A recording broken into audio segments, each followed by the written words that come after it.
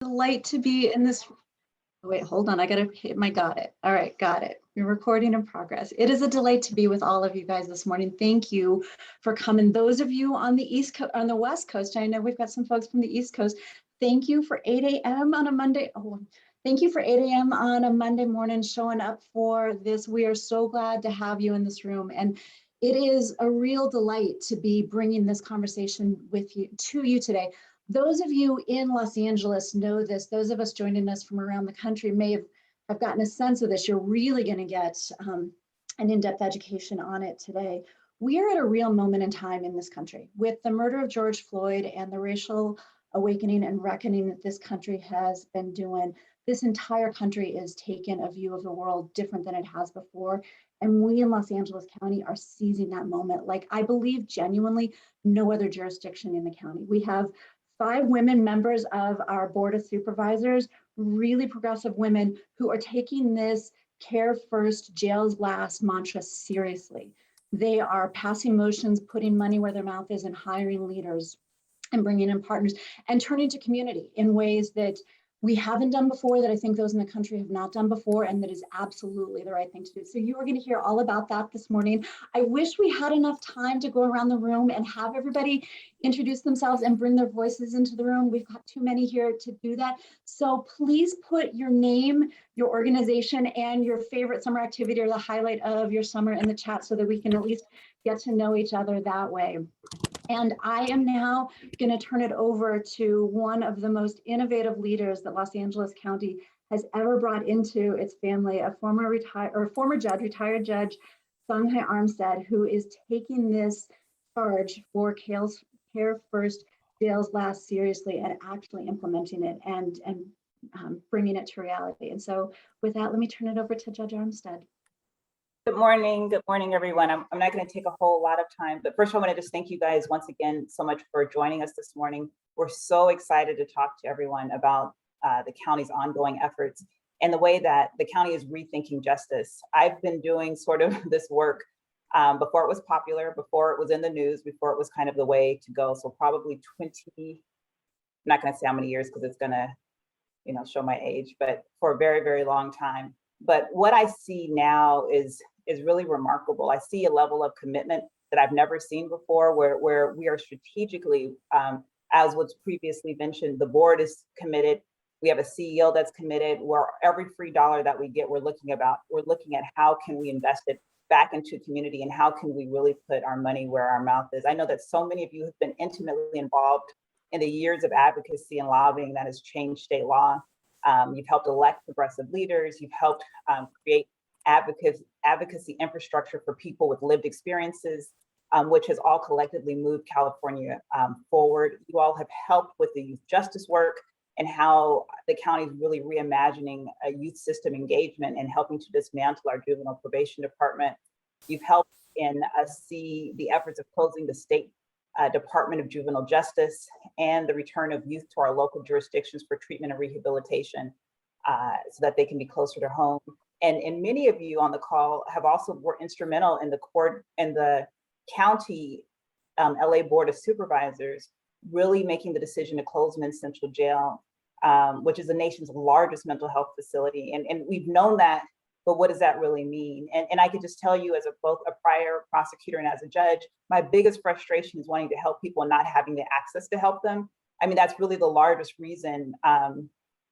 Kate mentioned George Floyd, but as an African-American Angelino, as a person who has an adult male son, and just being scared all the time for my son, basically living in this country and wanting to make sure that he lived in a safe community, that there was a community full of resources, looking at people who could have been my son every day in court and not having an opportunity to help them be linked to services and jobs and housing and resources has been so challenging and hard. And that's really, in light of everything, I know many of us felt like, 2020 was a nightmare. I think I was in crisis thinking it was like Game of Thrones meets Handmaid's Tale meets End of Times. I know I had several breakdowns. I don't know if any of you did, but really saying, what will my grandkids say? What are the things that I can do that will make a difference? And really that's the reason that I stepped down from the bench to really help build that up. And it has been more than a notion. I think I came here for one assignment. We now have 6. And we cannot do this work alone. But the biggest gap that I've seen is that there's not enough resources in the community. There are a lot of people who know how to do the work, but they don't have the access to the funds. They don't have the access to the infrastructure, and that's really the impetus of why we are doing the Incubation Academy. So I want to not take too much time because you're going to hear so much from people who can speak to the issue much more than I can. But I just thank you again for being here today. And we're so grateful for your partnership and eager to get your thoughts on how we can collaborate to build a stronger county, state, and a nation. Thank you. Let's see, am I supposed to turn it over to someone? Okay. So now we're going to turn it over to Tanua and Mona with LISC to tell us more about the Incubation Academy. Thanks so much, Judge. Thanks so much, Lizzie, as well.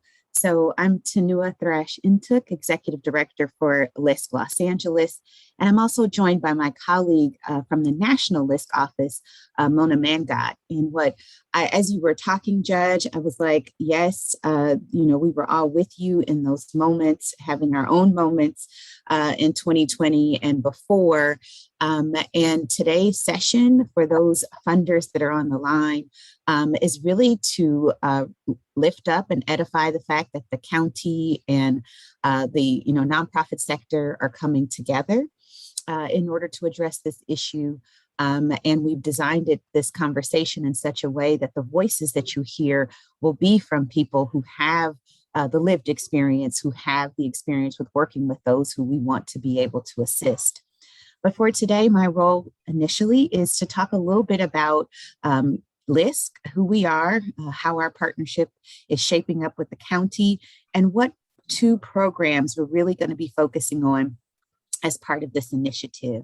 Mona's going to be tag teaming with me here and there. So Mona, I'll continue to walk through the talking points that I have, and then certainly we'll make space for you to be able to share your expertise as our safety and justice national team member.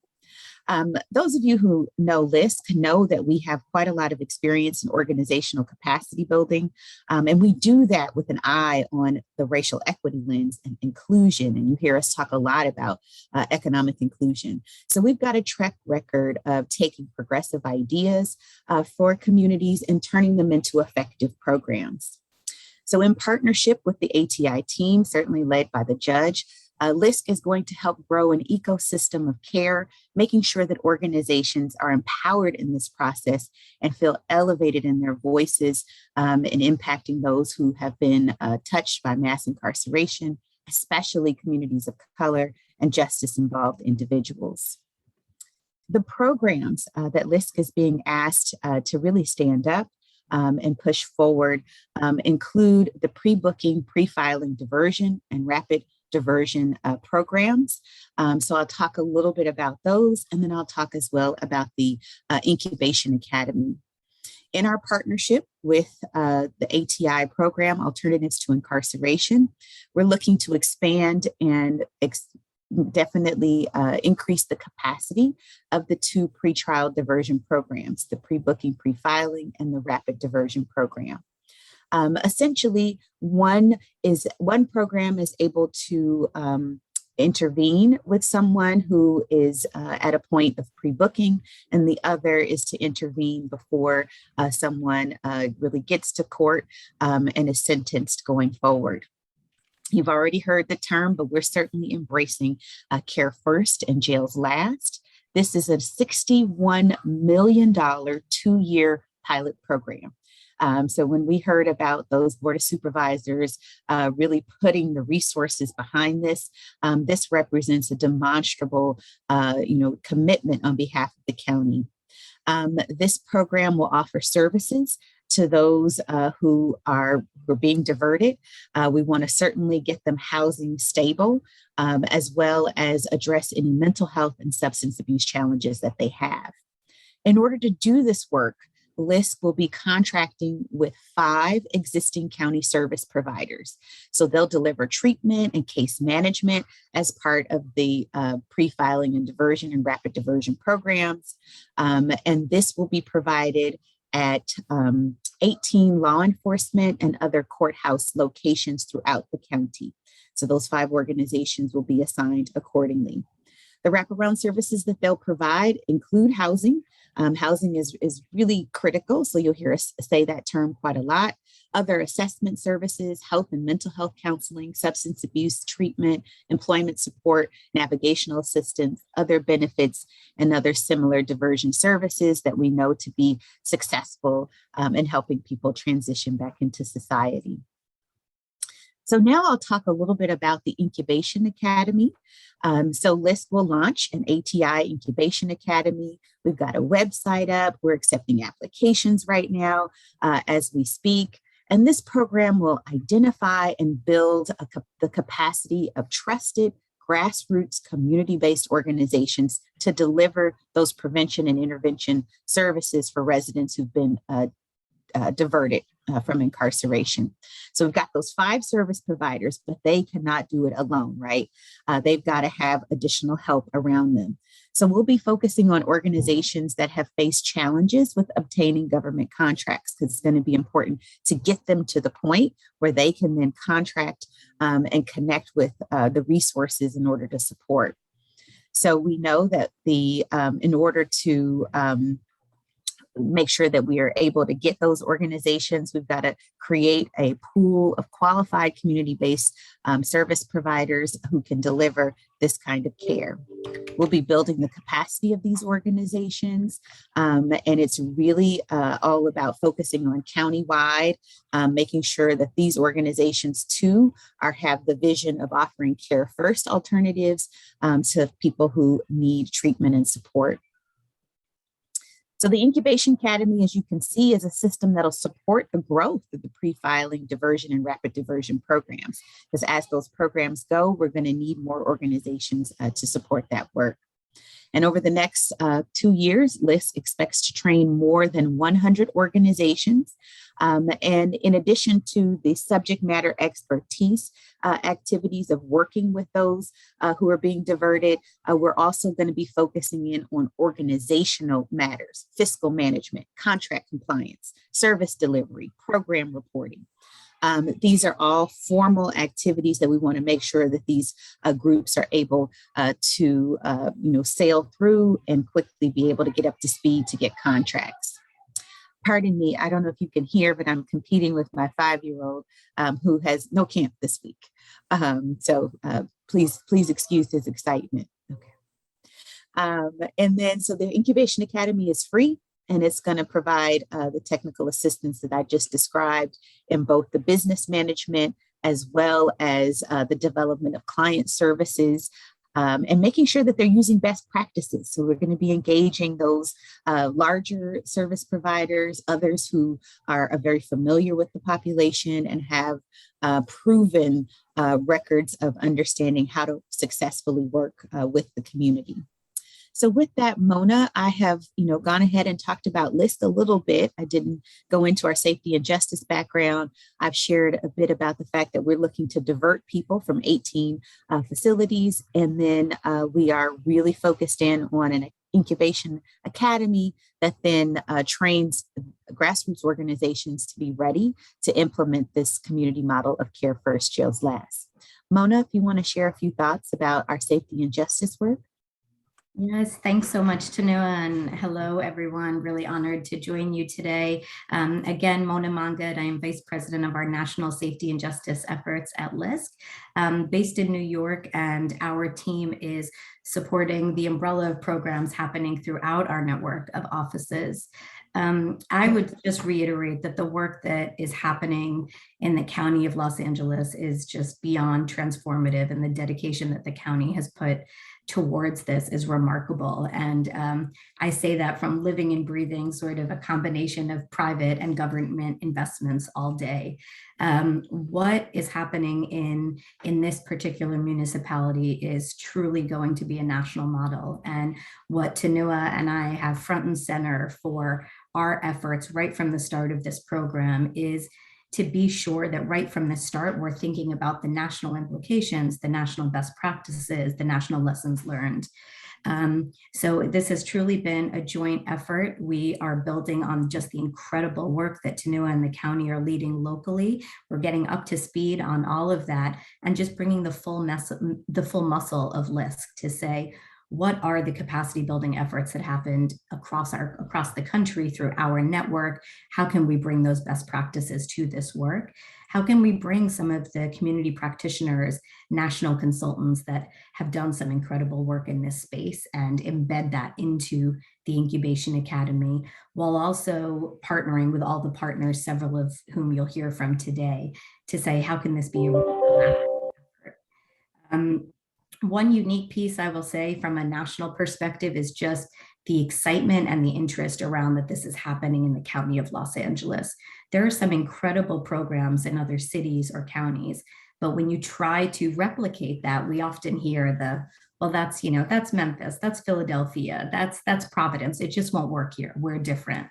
When you talk about a model at this scale and you relate it back to Los Angeles, you immediately have the ears perked of mayors' offices, community practitioners who just say, if it can work there, we want to listen. So there's already incredible interest and engagement to just get a better understanding of the early learnings and where we are right now, where we're constantly informing other areas around the work.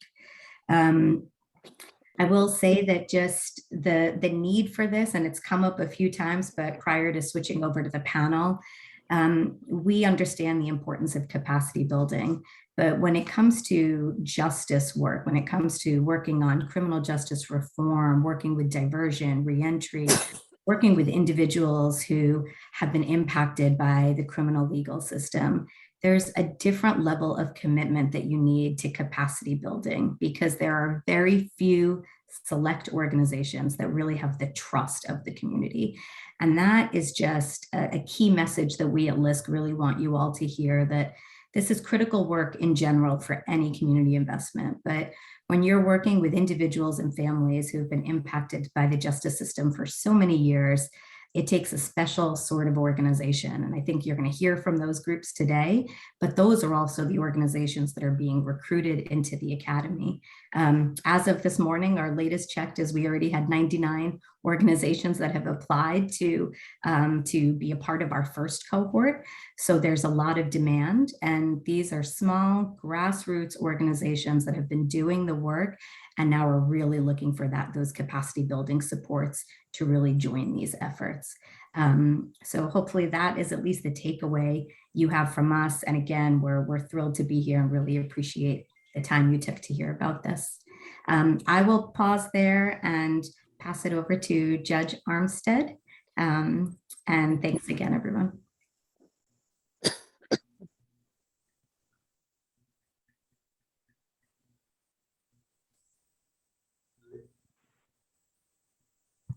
Sorry, trying to unmute. There we go.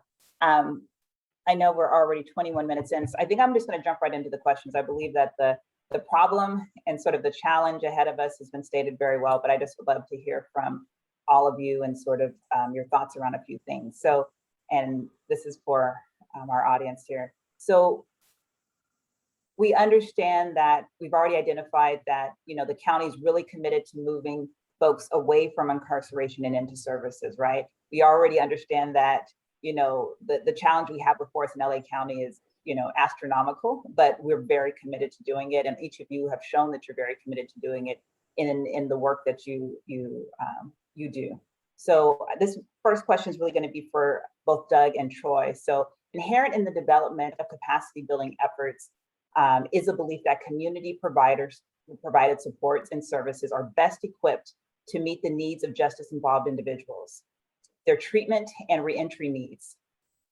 Can each of you talk about the services that you provide and how they meet the needs of the county's most vulnerable individuals and communities? And Troy, I know you'll probably talk about this from several hats, because I know that you have several hats that you wear that sort of addresses this. And just so the audience knows, we had one more panelist, and that was Herb from SSG, but he is unavailable today. He's actually was traveling and wasn't able to make it back in time. So we're just going to ask this question first to Doug and Troy. So which of you would like to begin?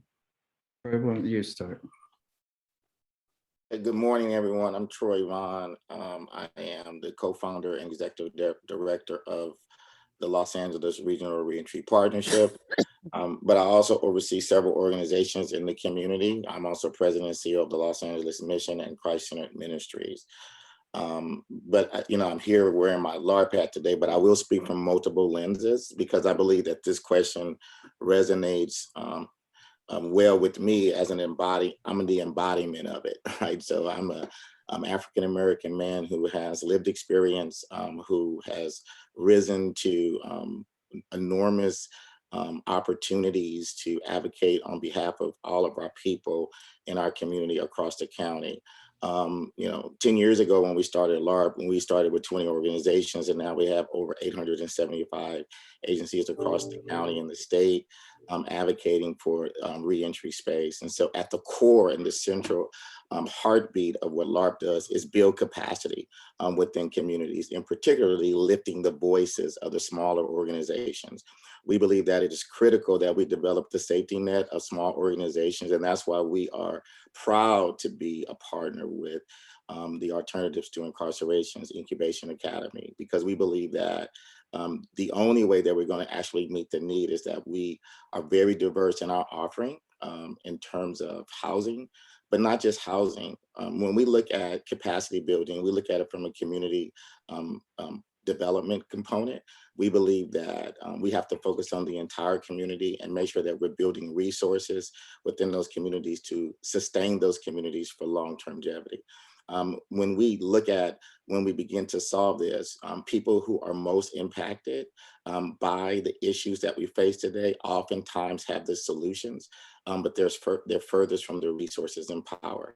And so what we see through the Incubation Academy is an alignment of those resources and power to begin to bridge that gap, to create the capacities that we need in the community, but bring people to the table so that their voice can be heard, that their creativity can be heard, but we have to lift them up so they can understand the nuances of contracting with the county or other government organizations, the nuances and sophistication of those funding streams as they come into the community, how to get in front of foundations, philanthropic supporters, and to create an argument around the need for their services by building a strategic plan that is comprehensive and that it demonstrates the understanding of the dollar, the ROI on the dollar that people want to know. Whether you're a public or a private partner, you want to know that the organizations that you're partnering with understand the ROI that you're seeking, and that how we measure that.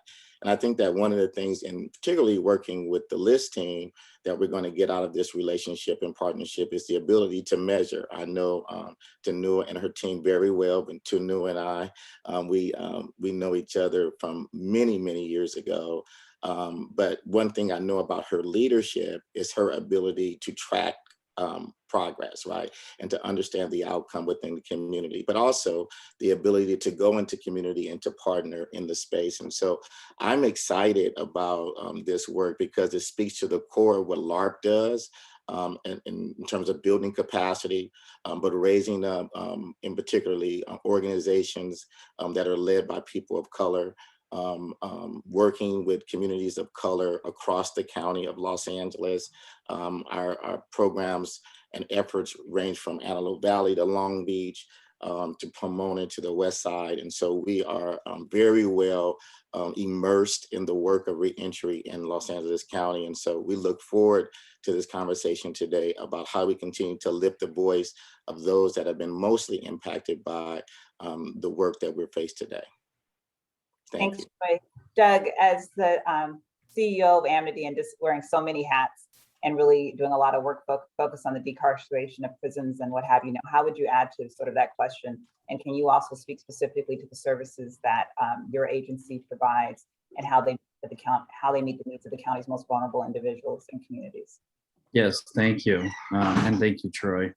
It's an honor to be here with all of you today. I'm fortunate to be a member of LARP and actually chair LARP now, working with Troy and all the amazing work that they do. Amity Foundation has been doing reentry work in California for over 35 years. I speak from a little bit different lens because I went through Amity as a foster child. Both my parents were incarcerated, so I know the long-term multi-generational impact of the work that we do when we really do it well and invest in communities. The organization I run Was serving 50 people when I came, and now is serving 20,000. We work in multiple services areas, from in carceral settings to jails, providing treatment in LA County jails, providing treatment inside of 19 prisons. And then we provide coordination services into LA County. So we're run a large coordinating network, mostly based with smaller community-based providers that help on later stages after they've gone through residential treatment services. We provide employment services. We're developing permanent supportive housing. So really trying to make sure that we're addressing all of the needs of individuals coming home. Having women and children's programs, family programs are essential as well. And so a lot of that is building smaller community-based provider capacity. Recently, we led the Returning Home Well effort, which many of you on this call have actually helped support. Thank you for that support. That's helped over 13,800 people to date since July 2020, which has been amazing. And that effort would not happen without over 220 community-based providers. That is not one organization doing everything, and it cannot be one organization that is addressing all of these needs. So many of the services that you see, and one of our greatest strengths as an organization is our ability to collaborate and coordinate with community-based providers and try to strengthen their services to complement the services that we do in the community. Thanks so much. You know, Veronica, I know you didn't want to get on this question, but I'm going to ask you if you could address a little bit of this question as you also address the next one. So you're the head of HOPICS, right? And you've had lots of experience both working with us on Measure J, now CFCI, and lots of history in working with community-based organizations and those in the community and those in great need. So I'm going to ask if you could answer a little bit about the last question, which is, can you talk about the services that you provide and how they meet the needs of the county's most vulnerable individuals and communities? And also, if you can address the second question, which is the first cohort of Incubation Academy participants is comprised of small agencies who have beds, but very supportive services. And I want you to speak to why housing is such a critical component of reentry and what limited housing means in terms of treatment and stability. Sure, thank you. Good morning, or good afternoon even. Oh no, it's still morning everywhere, right? Okay. All right, good morning, everybody. Thank you for having me. I'm Veronica Lewis, as Judge said. I am the director of HOPICS, which stands for Homeless Outreach Program Integrated Care System, and we're a part of the larger umbrella of special service for groups. I also served as the chair of the inaugural Measure J Advisory Committee that led to, it's now been the approval of $187 million for Care First and community investment. So a little bit about us. Everything we do intersects, but I simply describe what we do in 3 different buckets. And I'm a member of LARP as well. I'm sorry, I'm a part of LARP and was a part of the executive committee of LARP for a long time. So I have a few different lenses as well. But HOPICS, I describe it usually in 3 different buckets because it's simplest to understand all the different impact that we have. So when we are an outpatient mental health and substance use disorder provider, and we are including, if you will, the hub site for the region we serve of LA County, for providing navigation support for anybody trying to access substance use services. A good chunk of the substance use disorder support we provide, though, even though we are an outpatient provider, is directly related to people who have just been released from jail or prison, and in close coordination with the probation department, actually. So we critically understand what it looks like, and we also operate the recovery bridge housing, or sober living, as many other parts of the country still call it. Folks are trying to get treatment. And then we are specifically a reentry provider, but again, all the things that we do intersect. And so, largely a peer-based model where everybody, including the program manager and everyone else that is attached to our reentry focused work, are formerly incarcerated. And so they have many other attributes and qualifications as well, but the peer-based model really allows us to relate to clients and achieve positive outcomes. And then, the homeless and housing portfolio that we have is significantly a part of the work that we do. And so on any given night, we're keeping more than 1,200 people, men, women, and children, off of the streets in a variety of forms of interim housing programs. We have men and women, over 50 men and women, taking to the streets of South Los Angeles, Compton, and Linwood every single day, taking supporting services to people who are actually living outdoors already, trying to ultimately obviously get them indoors, but essentially trying to stop them from dying or having extreme health issues while they're still living on the sidewalk or in a building or in a car, wherever they are. And then we have a robust amount of permanent housing programs where in some cases we're partnering with the housing authorities in our communities to access deep subsidies, but we also administer hundreds of direct rental subsidies as a third party payer and landlord. And so just in fiscal year 21 alone, we housed over 1,100 households, and that includes families, couples, and children, and then an array of other things that are ancillary and support the other things that we described.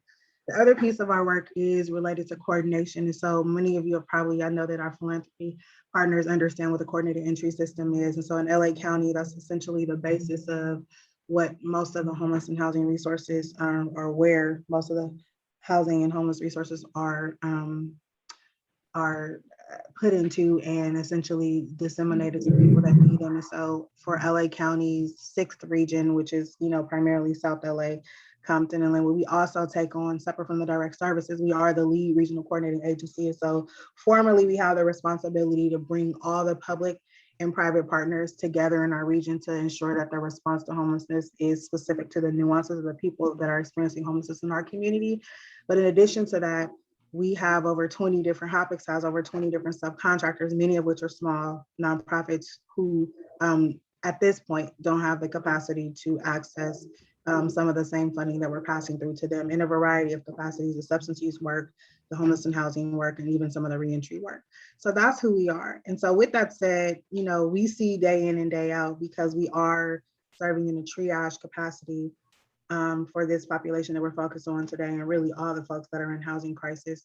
We understand that even if you have a significant amount of barriers and you're interested in addressing all 5 or 6 of them at the same time, if you're worried about where you're going to lay your head at night, just brass tacks, then you are not able to focus and prioritize or even utilize whatever resources you may have to address the other issues for upward mobility. And so it's critically important as we talk about moving people from incarceration into the community, one, that there's a sufficient housing stock to get them in a safe and clean space that any of us will want to live in. I always add that, because it's not just about creating a space for them to go in, but that any of us will feel comfortable going into, and also ensuring that the housing that we provide is not one size fits all.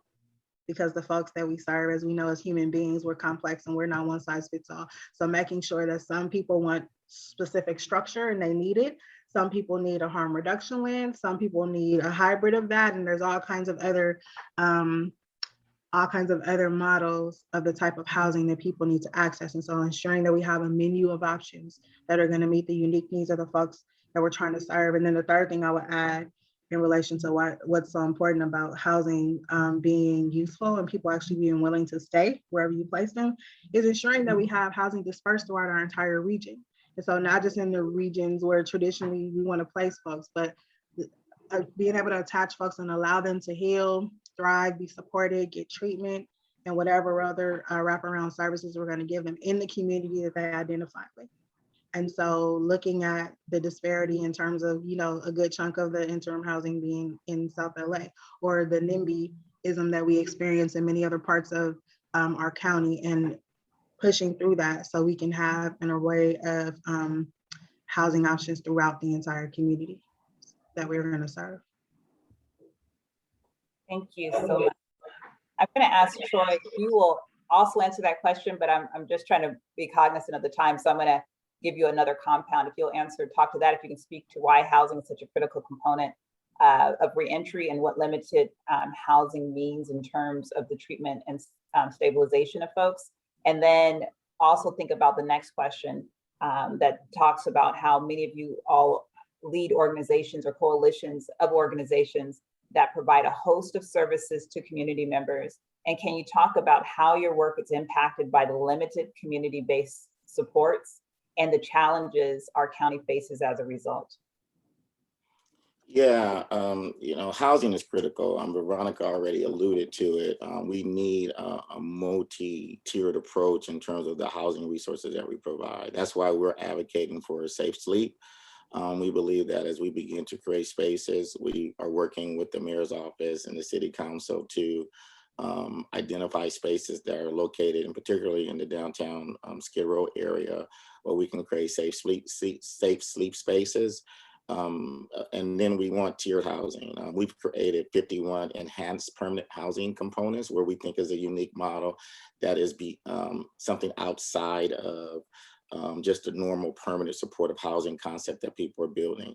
It has a low financial threshold in terms of being able to have an immediate impact.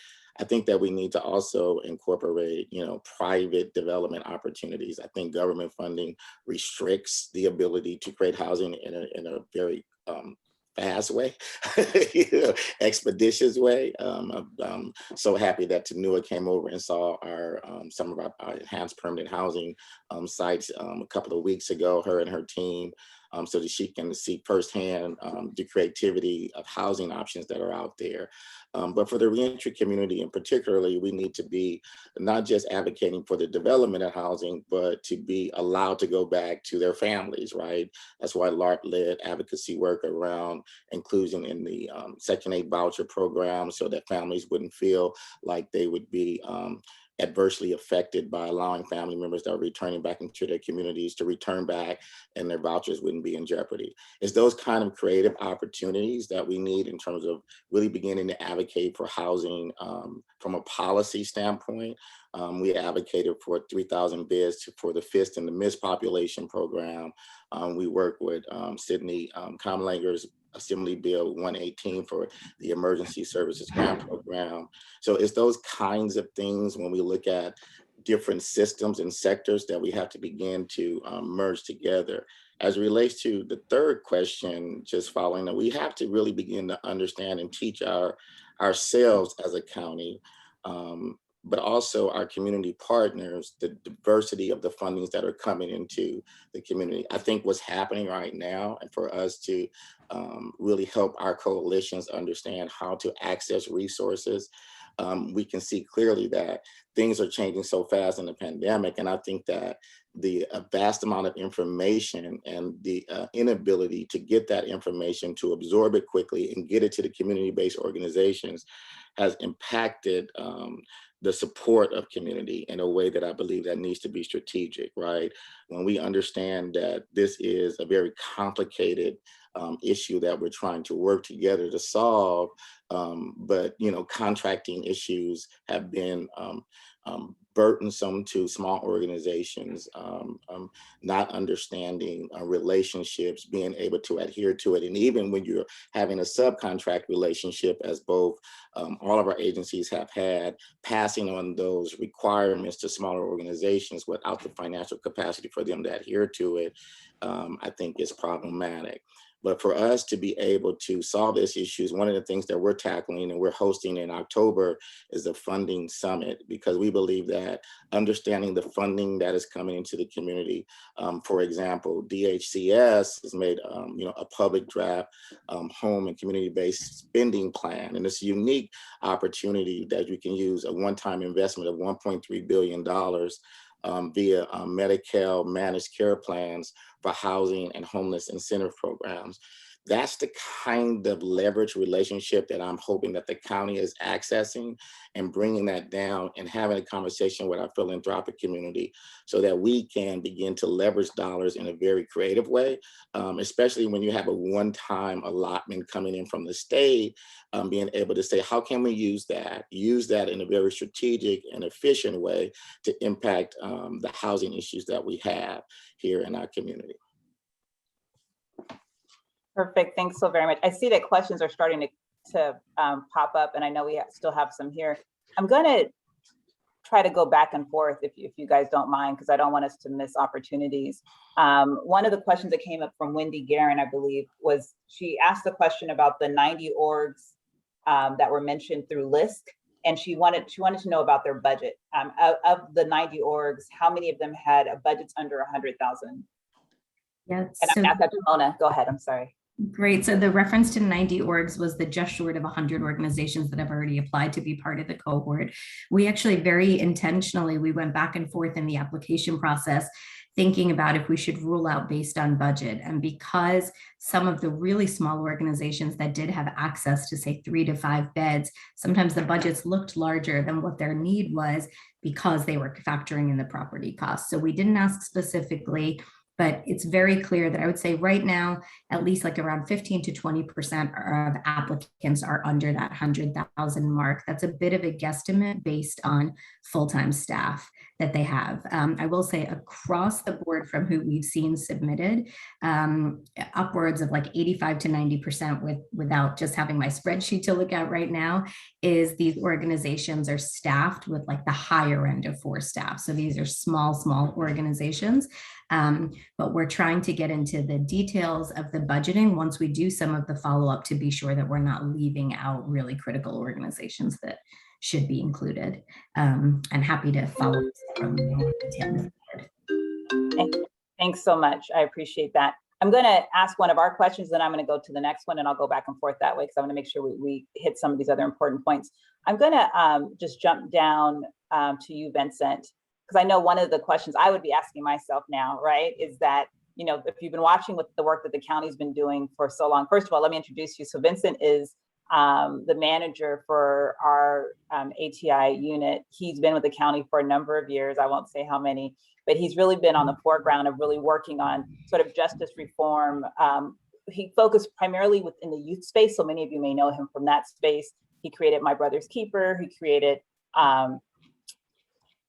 what's the Parks After Dark program. He created a lot of programs throughout the county, really focusing on giving folks alternatives, primarily with youth. And now he's focused in the adult population as well. And so I know you've watched some of the challenges with contracting in the county, and you've been working with us on making some of these changes, and you've been in all the meetings that I've been in recently. So can you talk a little bit about the county standard contracting practices and insurance requirements that are often mentioned as an impediment to partnerships? And can you also talk about how addressing these have helped inform the County Incubation Academy conversations, Vincent? Sure. First, I welcome everyone. Great to see so many of you. And also, former President Obama would probably want to take recognition for having created My Brother's Keeper. So I don't, just in case anyone knows him on the line, tell him Vincent is not trying to take credit for creating My Brother's Keeper. The local. I thought that was given. I apologize. But I mean, I think, one of the things that I think we know in terms of, the county's infrastructure is that besides creating spaces for organizations to build their capacity, to provide them with technical assistance, et cetera, the county also has to play a role in decreasing the amount of sort of institutional administrative impediments that we put in front of folk who are attempting to engage with us as partners, as service providers, et cetera. The county's contracting process is cumbersome. It is dreaded both internally and externally. And as we build the capacity of organizations to receive funding, to do the sort of work that we know is critical in communities, we also know that we also have to do the work on our side to make that process simpler. Is it necessary for an organization who's receiving $50,000 in grant funding to have $5 million worth of insurance requirements? What's the benefit of that? What does it actually do?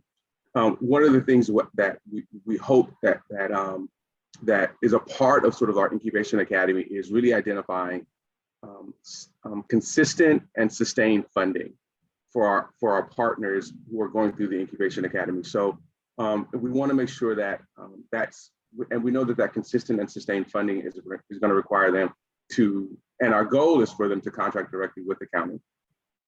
And if they're doing that, we want to make that contracting process a lot simpler. We want to make sure that it's not literally a book size contract, that they don't have to go out and hire 15 attorneys to read through the document, that there are the accounting and the sort of metrics requirements that we place on them are things that they can actually do, that are within their wheelhouse. And if not, we include additional capacity building trainings to make sure that we can sort of support them on that end. And so, the Incubation Academy is really informed, I think, by a lot of community advocates, by a lot of community-based partners who have told us time and time again make your processes simpler, make your processes less cumbersome. And I think we are attempting to in sort of like incorporate that or integrate that into the thinking around the Incubation Academy, but more importantly, what's there on the back end. How do we make sure that as they are participating in these efforts, on the back end, there's a contract. On the back end, there's some resources, and those resources don't have the same sort of institutional impediments that we normally place on our contract. And so there's a sort of like a symbiotic relationship between the two. But at the end of the day, we want to make sure that these organizations are not just equipped, but resourced to really do the work in community. Thank you very much, Vincent. Allison Clark had a question. She said, how is property management tailored to best serve this population? I'm going to ask that question of Doug, Bon, and maybe Troy, if you want to add to that. Yeah, so property management is really critical to make sure that it meets the needs and we're screening people in, not out. I think that's the most important role for property management, to really understand the individualized needs for people. If I'm understanding the question correctly, for those of us that operate permanent supportive housing, it's really identifying property management companies that know that we are working with people with complex and multiple barriers, and that those barriers may need to be individualized. And really for us as a developer and as an operator of direct services in supportive housing settings, making sure that the property management companies are mindful of that, and that we're really developing new housing or existing housing in the community that meets the needs for people that are coming out of jails, prisons, and being diverted on the front end. The other important aspect to this is avoiding the jail and prison system and moving people into permanent supportive housing, and wrapping services around them. So I think really property management companies understanding the services aspect and working in collaboration and coordination with that. And I know that Veronica, because of her role actually in housing as well, probably has a response to this question. I'll add, and I'll let Veronica go, but property management is essential, which is why we formed our own LLC, Arise Global LLC, because it's owned and managed by people with lived experience, and the workers understand the population. And I think it's important that we have a conversation about owning the dollar that we bring into the community, because oftentimes organizations and CBOs, they get paid by government, and then we use that dollar to go out and pay for services with organizations that don't have an understanding of the population. And I think that we need to start raising the conversation to create social micro enterprises in our communities to keep the dollar there and sustain that dollar, because it allows us to really be more effective in terms of managing the resources that come into our community, and then caring for our own properties, right? Like, I think that when we invest in property, it's an investment not just in property, but it's an investment in the community. And it gives us an ability to pay back, right? To keep the resources there. So for me, property management is essential to the maintenance of the property, but also essential as a key component of the program itself. Yeah, a couple of things, in particular with the Incubation Academy that we're talking about today, the majority of those housing types we're referring to are going to be interim, some version of interim housing, transitional, whatever. And so in the case of that, most of the organizations, the majority of the organizations don't own those properties.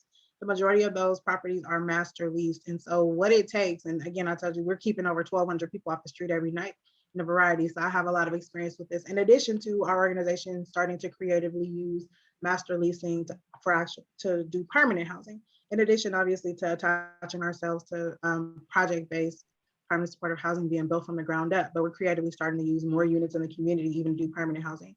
But what that takes is honesty with the owners, right, who are nervous and a lot of times have misnomers about the population that we're serving, and very thoughtful negotiations as it relates to the lease agreement, and being honest about what some of the challenges are that we may see. But ultimately, the reason we're able to get owners to coordinate and collaborate with us on this is because we make a commitment and stick to it. And this is where some of the capacity building in terms of program design and operations is critical. We make a commitment to have wraparound services, on-site staff 24 hours a day, on-site supportive services to try to mitigate some of the conflict. I mean, those are the types of conversations that we're having. And then, Troy and Doug already spoke to the maintenance piece, so I won't go into those pieces other than to say, as we are developing these models where we're going to have a menu of housing options, is going to be critically important that the cost related to damages and those types of things are considered for what we do. But really, because of what we're talking about, it's really negotiations with the owners and understanding what it's going to take to ensure we minimize any major issues at the facilities and do everything we can to provide staff on site to mitigate issues. Yeah, and if I could just add one more to that is community-based providers, whether small or large, really need to move to a place of owning their own assets. If we do not, we're not able to scale. I don't go to banks and get lines of credit for our organization without owning our own assets. So it's really difficult for any community-based organization. And we are paying off a lot of properties for a lot of wealthy property owners out there. These buildings and facilities and housing developments that we're working on really should be owned by the community and the community-based providers that are operating them. Thanks, Doug. I really appreciate that. I'm going to answer one quick question and then I'm going to go to Dr. Ross's question. I see his hand's been up for a minute. This is a quick one. It said they wanted to know who are the 5 organizations that are doing capacity building. Capacity building is being designed by LISC in concert with LARP and a number of other organizations. But then the 5 organizations that Chinua referred to earlier are really going to be there to provide technical assistance and also provide subcontracts. And that's Amnesty, SSG, Exodus, Tarzana, Health Right 360/Prototype. So that's the answer to that question. And then Dr. Ross, your hand is up. We'll hear your question. Yeah, good morning. Judge, great to see you. This has been a really inspiring conversation. So thank you, Judge, for your leadership. NATI and the panel's been just fabulous. Troy, Veronica, Doug, just thanks for the leadership that you're providing. And Chinua, great to see you in this role. So one observation and 2 questions. The first question, and maybe Judge, maybe this goes to you, or maybe it goes to our colleagues at LISC.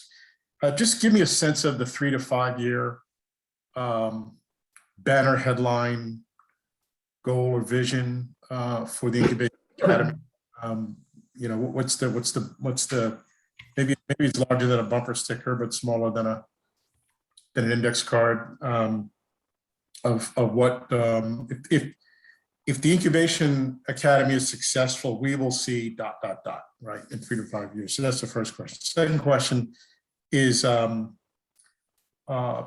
Troy's comment about leveraging, I think it was state dollars. I wonder, Judge, if we could take a hard look, and maybe we're doing this already, at the billions and billions of infrastructure and hopefully recovery dollars from the federal government, much of it going into housing and jobs, and whether we can identify a piece of those resources, to help move this forward, and which I think would encourage even greater philanthropic partnership. And then the third thing, which is observation, I'm glad, Doug, you ended on this, because that's immediately where my mind went, is sort of land trust and landowning asset approaches to this. A struggling grassroots nonprofit becomes a different kind of beast if they own land and own property. And you know this, Doug, I'm sure really well from your work, and probably Troy as well.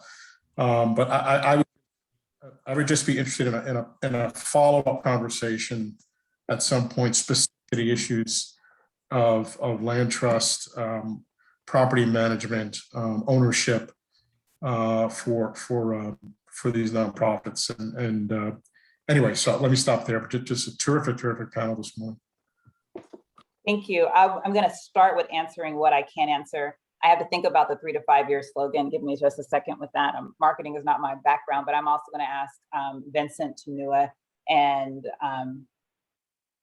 anybody else from LISC who may want to think about it, Mona, Yeah. anybody else want to think about it, what that will say. One of the things I also wanted to really talk about, and this will hopefully answer one of Jenny's questions as well, is the county has been really looking at the other incubation academies that have been happening, and trying to really learn from it.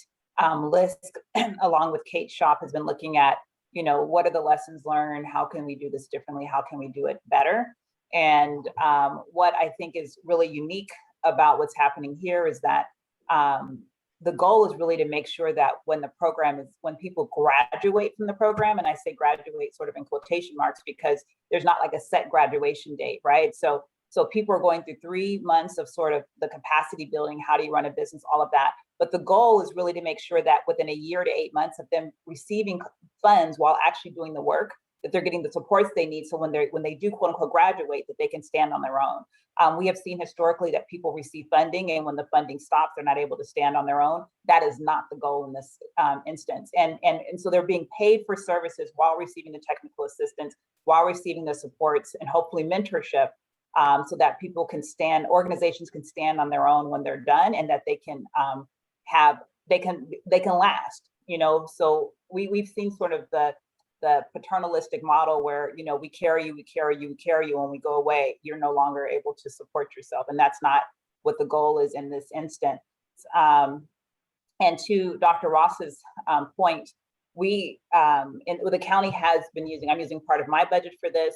Probation is putting up $5 million a year over 3 years towards this effort as well, so that we can give them more services. We are also using ARP funding. Vincent, can you tell me the total amount off the top of your head? Do you have it in front of you? I don't remember. Over 3 years?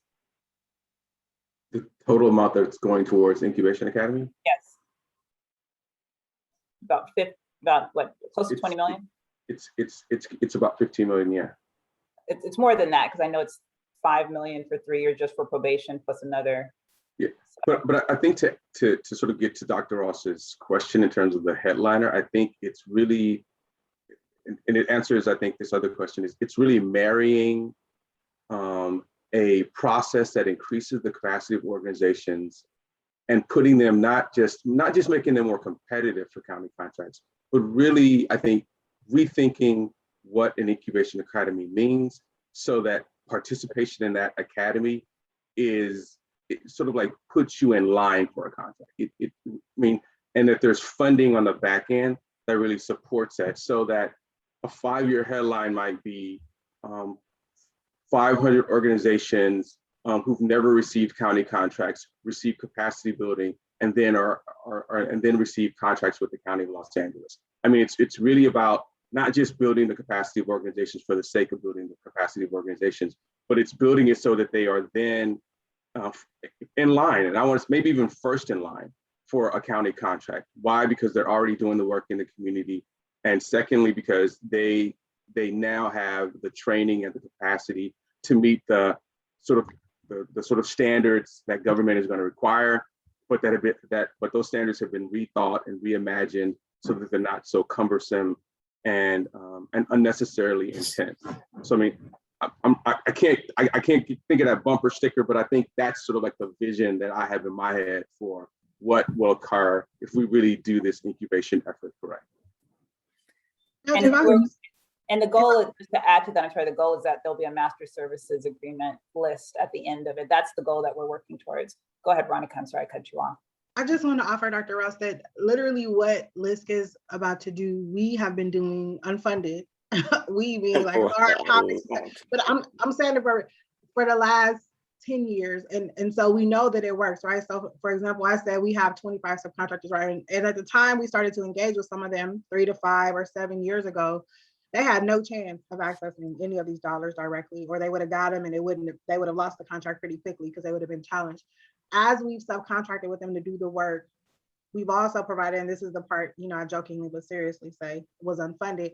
We've literally had to do technical assistance on hand because they're doing it, the financial pieces, all the other things, done capacity building. And so now I'm seeing, at least 5 of those same organizations now passing the RFSQ process for LISC or getting on the master agreement list with DHS. And so we understand how it works and what works. And so the exciting thing I think for me about where we are now is that there's significant investment so that we can actually broaden the scale and the scope of those of the organizations who have already been doing this work. And so we know that paying people to do the work while we show them and teach them and tweak and say, no, that way, do it this way while they're doing the work ultimately results in them being able to stand on their own because we've seen it work. I was going to add, like, the workshops we created, our workshops was bring your contract with you, right? Like, and we literally, the subject matter experts in the room who had experience going to the contracts went line by line, precept by precept with those contracts and walked them through those contracting processes. And we were very successful to the point where we then began to, while we were doing policy work, because I want to make sure that we understand there's a policy lens to this as well, in terms of creating the change that we seek. For example, LARP played a significant role in creating, writing and speaking to the reparations component in the Prop 64 tax dollars that came from the sale of the marijuana usage. And the reason why we did that is because we wanted to make sure that there was inclusion for community-based organizations at the highest level within legislation. So when the dollars came down, we knew what we wanted to do in terms of accessing that resources and making sure that smaller community-based organizations in particularly could access the resource. As a result, the work that we're doing in Antelope Valley right now is because we took an organization, Paving the Way Foundation, through the workshop of the contracting many years ago, got them on the master service agreement with the county, taught them how to walk alongside them to actually understand the contracting and the government piece. Now they have state contracts. They're a lead organization running our reentry efforts in terms of the regional expansion into the Antelope Valley and building up multiple community-based organizations. That's just a clear example, to Veronica's point, of how you take an organization and you literally got to walk with them, not just lead them, you got to stay with them. And it has to be a commitment to do that here in the space. And I think that's an important piece. Thank you. I just wanted to address really quickly. So Wendy had a question, and I hope you understand. I hope that was answered around sort of focusing on board governance and financial planning, et cetera. So I was trying to distinguish between technical assistance versus capacity building. So all of those things that you're talking about will be addressed through the capacity building component. The technical assistance is helping organizations to run their businesses in a way that they, that will meet the requirements for the courts and other contracting requirements, but actually how to do the business part of it is the capacity building. So I hope that answers that question. I'm sorry. And then did you, Mona and Tanoa, did you guys want to add to that previous conversation? So I put that in the chat because that's what I was speaking to when I was talking about the two sort of areas where organizations will be able to see, support and success. So I love the idea that Dr. Ross put out there about what does the future look like. And I do this exercise where in order to plan, I write a fake sort of press release in terms of what I'd like to see. And immediately, Dr. Ross, I thought, okay, maybe not 5 years, maybe, we'll figure out the timing 3 to 5 years, but the headline is, 10,000 LA County residents brought back into community with a recidivism rate of 2%. We won't make it, 0. And we can then say, the next headline is, and I love it, Vincent, 500 organizations, again, the time period might not be 3 years, 500 organizations have received more than $100 million in contracts from LA County, all of which, or a majority of which, had never received or are first-time contractors with the county to begin with. And those organizations are all, certified and have some level of nonprofit management excellence that they have either completed or certifications that they've received accordingly. Those are some of the metrics that I think get at the kind of success that we want to see. The other element, we've said it, but I just wanted to be clear, built into the 61 million, and, Judge started talking about it, we have opportunities for contracts with the groups immediately. So it's not waiting on the county process to change. While we'll do that policy work and do what we can to try and improve that, there will be an opportunity for service providers, smaller incubation academy organizations to get housing contracts. In addition to that, given the expansion with probation, they'll have an opportunity to provide, we'll be able to provide contracts around employment services, navigational support, and other, behavioral counseling and assistance. So this isn't, it isn't far off for people to access contracts. The potential is there. The resources are already set up in that way. And so that as you get the training, you also then are in line and really are first for the opportunities that these resources represent in terms of contracting. Right. And we're just really lucky that, LARP is standing here with us, standing here in this way, given the history and experience that they have in the unfunded mandate to support the ecosystem of organizations that we want to bring into the fold. Thank you. Mona, did you want to add anything or? I'll try to be really quick. Tanu, we can follow up. Tanu and I bylined a blog where we were really talking about just sort of the end goal of all this. And I would say the focus on the capacity building, the contract, but we want to make sure that this ecosystem of organizations that we're supporting that are empowered in this process really, number one, reflect and elevate the voices of those most impacted by the incarceration, right? So communities of color and justice involved individuals. And that metric will be very clear for us. It's clear for us at the start as we are selecting organizations, and we will be able to have a metric and a kind of clear bumper sticker related to that. So that's the only piece that I would articulate. And once we write this, we'll make sure we put it on our website, which we can also share in the chat. Great. And I know we're down to like our last minute. So Vincent, I'm actually going to give you the last minute to just talk about one thing. If you could just talk, one of the questions here talks about, are there some examples of what structural and systemic challenges the county will be taking on alongside of the capacity work to ensure the success of this effort? So I know we've been working on a lot of contractual changes and other things, and I know you spoke to a little bit. Is there anything else that you want to add to sort of talk about what that looks like? And you have 1 minute. I think many of you, I think it was mentioned earlier, participated in some of the Measure J conversations in the County of LA, really moving a significant portion of the county's budget towards community investments. And one of the, as we sort of, restructure our contracting processes, as we think more deliberatively about how the county engages with organizations, one of the things I thought came out of that conversation that was brilliant, and hopefully we'll be using it more, is the use of third-party administrators to really push funds into the community as quickly as possible, just sort of bypassing all the sort of county burden, some efforts, but how do we make sure that those organizations that are serving community, that are really doing the work on the ground, can get those funds as quickly as possible? And so the county is looking more and more at using third-party administrators to really take large sums of funds and push them into community to really get the work done.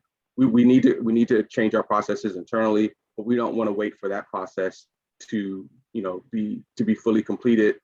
We know that folk are doing the work and they need to get the funding. Perfect. Is that a minute? No, and I was told that we have more time. So I was looking at Lizzie and she said, no, that the ending will be, okay, so she said we can go further. Okay, we have more questions. Let's see. Veronica, can you speak more to the mentoring and coaching relationship many organizations, you talked about this a little bit, have with smaller organizations, and why that's key to building a stronger network of community supports? And can you talk about your current relationship with smaller grassroots organizations and any technical assist? You've spoken about this a little bit. Is there anything that you want to add to that? Yeah, everything I described, I think when I was trying to respond to Dr. Ross's question answer, the only thing I would add is that, I want to offer that it's also, and this is an add-on actually to what Vincent just said as well, and because I want to put this out, it's a reciprocal relationship in a way as well, though, because obviously all of the technical acumen and how to operate and the personnel stuff, like when I say we dig in to all of those things because it's critical, and you won't understand some of the gaps until they're actually doing the work. And so we literally walk alongside them, send our accountant out to talk to their accountant or look at the books, like it goes that deep. But it is reciprocal in a way, because a lot of the times we've chosen to partner with these folks is because they're on the ground and they have the trust in the community, right? Which is the same concept that we're looking at for the county trying to engage and expand its network. And so from that perspective, we learn from them as well. And I'm hoping that as we talk about preparing or knocking the walls of bureaucracy, and we've always done it this way down at the county, and really bringing them into the fold as it relates to this paradigm shift we truly are in, not just related to contracting, but concepts, guiding principles, best practices, that they have the same reciprocal relationship, because we learn some of the super duper, if I can say it that way, grassroots pieces, right? And some of the things that technically are not in the scope of work, but that are effective because they have trust in the community and they're on the ground, and quite frankly, because they've had to piecemeal until we enter into these contractual relationships with them, but they are doing some things that are outside of the box that are effective. And so it's reciprocal in that way.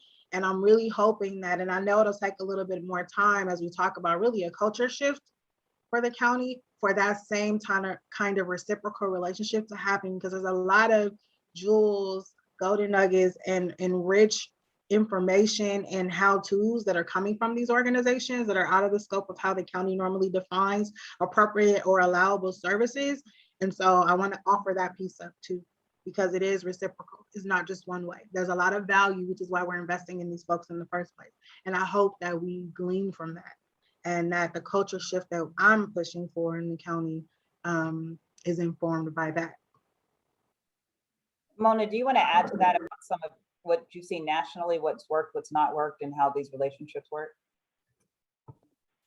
I think what we clearly know about what works is, the time commitment. These are really thinly staffed organizations to start with, and there's so much demand on them. And now we're asking them to take time to go through these formalized trainings where we do need to track participation, attendance. What we know that works is the mentoring component, the pairing community-based organizations with other community-based organizations. So there's a component that's going to be embedded in the academy of not just the instructional work, but how are we bringing subject matter experts to deploy X amount of hours, and really doing that hand-holding that Troy was talking about earlier, the sitting with a contract and really marking it up together. There's a mentoring component that's being embedded in from the 5 lead providers that were mentioned. Well, they'll have a role in mentoring, or at least a subset of organizations. And what we're hoping to do, particularly with the private contributions, is to see how we can grow that, how we can get more of these organizations that are already doing the work, that may have already successfully contracted with the county, to really do more of that peer networking. So we're designing it in a way to scale, and we know that each of the cohorts going through this program will really look different. We don't in any way imagine that cohort 1, which will launch in September, will look the same as cohort 2. So this program is constantly going to be changing and refining and just getting stronger, particularly as we're able to bring in more organizations in to kind of complement our efforts. And Doug, did you want to add to this? Yes. So I think the other important thing to mention too is a lot of these organizations contract with multiple groups. So they may have beds with the state. We oversee, as a third-party administrator, the entire reentry network for LA County. We want to make sure that people are spending 90% of their time focusing on the services for individuals, not the other way around. And if that's off, then it's a problem that we create. And so we have to look at that. I think for us as an organization, we also look at that, and we have a 20-80 kind of rule. So if it's more than 20% administrative work and we're not 80% focused on the services, then we're going to pass on that, because that's off balance. And so we have to simplify those processes. I'm glad to hear that. And I think the other important note is, what do small community-based providers teach us and bring to us? Because many of us that have been smaller CBOs have done so much with so little for so long, that we know how to, as a small CBO or as a large CBO, how to leverage other resources. It's not going to be fixed by any one funding stream, I will tell you that. And so we have to figure out how to bring in a multitude of funding streams and resources and community-based organizations to really address the challenges in the community. And so there's a lot we can learn from the small CBOs. And I think Veronica spoke to this, and Troy. I know for us, we have LARP is doing technical assistance with our small CBOs. and trying to teach them how to take on more capacity, because not just a county, you may need to get licensed with a state, or there's federal responsibilities that need to take place. But they absolutely, we could not do the work we do without our small CBOs. Great, thank you. I want you all to think about sort of your 2 to 3 minute closing response, and maybe even going back to Dr. Ross's question about what would the headline be. I'm going to ask 2 more questions, but I want you guys to think about that, and we'll kind of go around in a circle. My last 2 questions, and this is to Veronica and Vincent. Beyond developing capacity building programs for organizations, can you speak to other efforts, either by the county or others, that need to be created to strengthen and grow the pool of community-based organizations?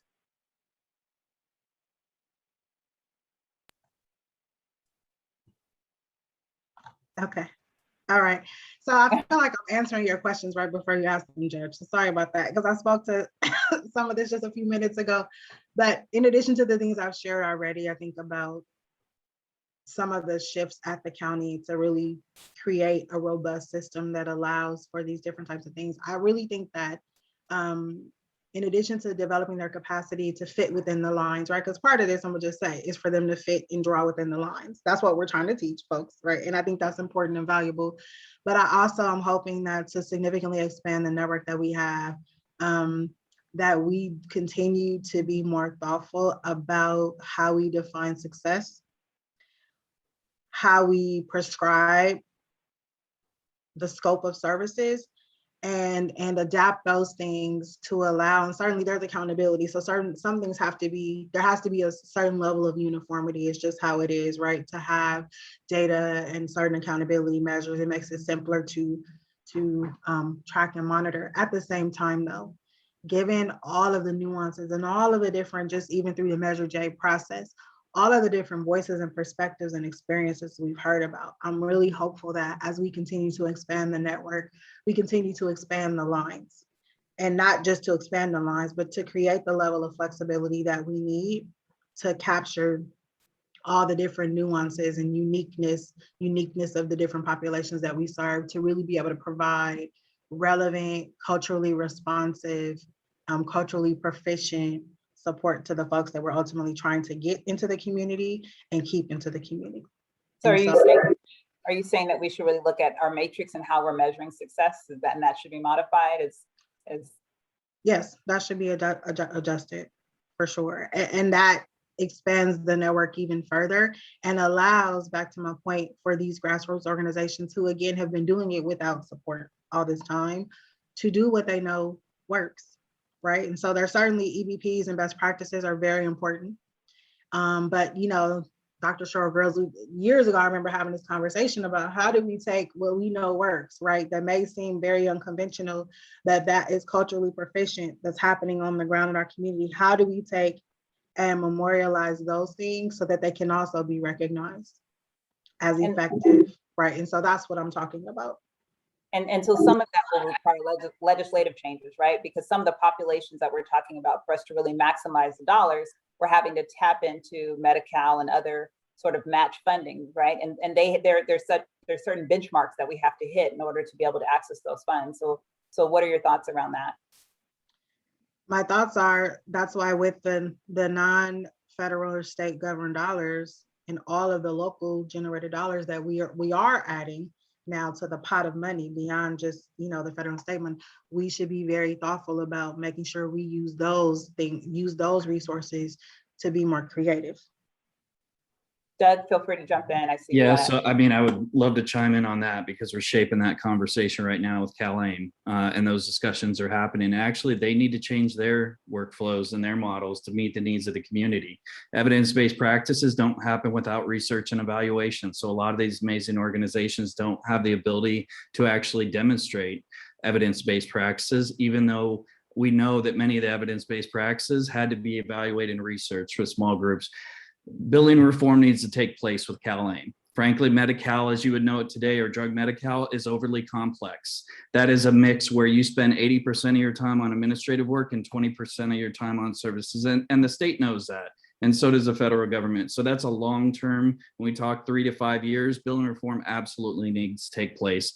Enhanced case management and in lieu of services really need to be designed for community. and meet the needs of the community, and not just meet the needs of compliance. Compliance is great. We all have to do it, but it's never changed somebody's life. A file has never changed somebody's life. It is the work that actually happens in these providers' houses, facilities, and in the community. Great, great. So as you guys, I'm going to do, I know we really are down to our last couple minutes now. So I'm going to go around. There are a bunch of questions that popped up in chat that we weren't able to address. So if you want to address any of those questions in your closing comments, feel free to do so. And then in Vincent, in your closing comment, I'm just going to ask you to also tie in the last question sort of around the board voted right before they went on vacation for those 2 weeks around pretrial reform, right? And so pretrial reform is more than a notion. You know, LA County has never really done it. And so we're trying to create it from scratch at this point. And so it's going to depend largely on quick access to resources like treatment and housing, and how does the current limited capacity really impact this work. So if you can think about that as part of within your closing comments, and we'll just kind of go around. So I'll start with you, Troy. Well, first of all, thank you for hosting this time. It was very enlightening and encouraging. I wish we had more time. So much to say, but more to do. For us at LARP, I mean, we're uniquely designed to tackle the issues that are faced here. And that's why we're excited to partner with LISC in this. And Tony and I are having great conversations right now about how we do that.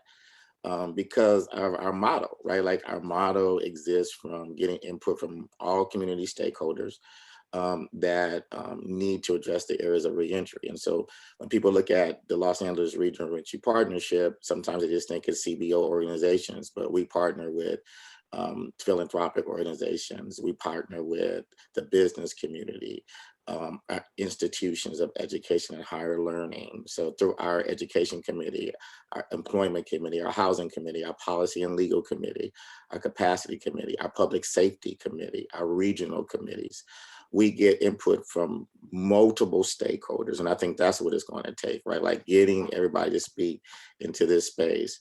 Right now, we are developing a train-the-trainer model to educate stakeholders on how to access newly available resources, right? Because it's really about building capacity and awareness of the funding. And we try to leverage that institutional knowledge when we sit at multiple tables across the county and the state to impact how resources come into our community. That's how we get the work done, right? Like about building capacity within ourselves, but also being the change that we seek, right? Like we can't continue to talk about the work anymore when organizations are just struggling to get by. I'm very fortunate. I owned a home and I mortgaged my home to fund my first staffing at LARP. So philanthropic organizations didn't give me a light of day. Black man, educated Black man, lived experience. I could get 1 cent from a foundation until I started meeting the Dr. Rosses and the Weingarts and the world that kind of gave me a shot. And gave me some seed money. So I started building capacity from there. But before, I struggled by using my own money to do this work because I was that passionate and emboldened by it. And I'm very fortunate now that we have multiple staff. We're impacting system change. We own and master lease properties throughout LA County. We provide comprehensive support services through our nonprofit organizations.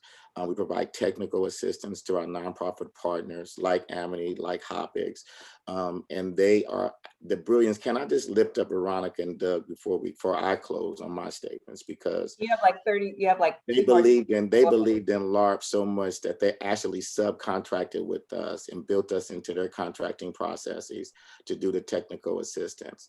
And that's the kind of creative stuff that I'm talking about. We need not talk, but do. And now all of our agencies do that work. And so it's important that we understand that we need to educate ourselves, and the county needs to educate itself about the opportunities that it has within its own service hub so that we can be a better steward of the resources that are coming into our community. Thank you, Troy. So you guys now have about 30 seconds each. Veronica. I'm very excited about all of the movement in the county towards being people-centered and focusing on the human beings that are residents of LA County. And I hope that, I love Angie's question about the metrics. And I think that, I did read the questions, Judge, when you said to look at the questions. I love the questions about the metrics and think that there can be some investment from philanthropy, to Doug's point, to try to really lift up the on the ground things that we know that work that are not formal EBPs yet, so that they can be documented and can be replicated.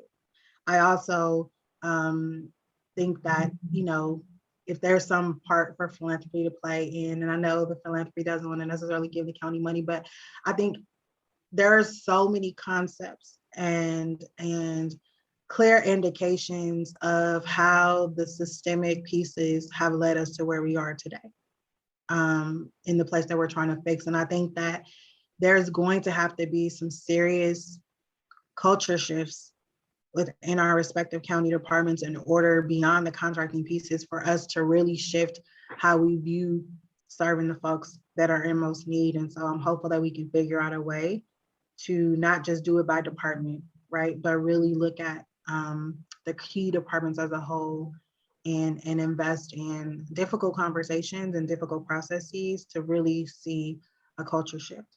So this thing can work and be, we can have a 360 view where all of the pieces are working together towards keeping people in the community and getting them back into the communities that they identify with.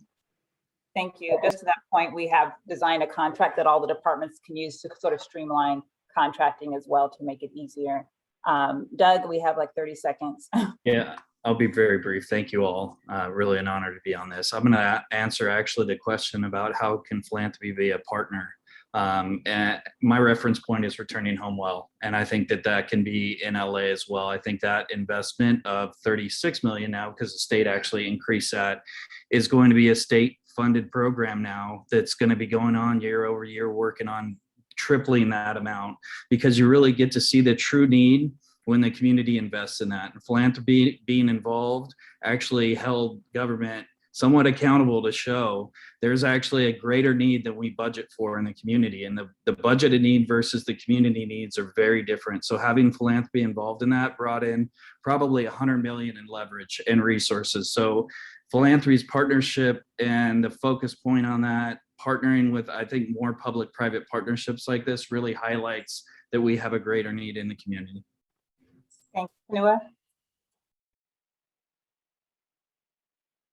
Mute it.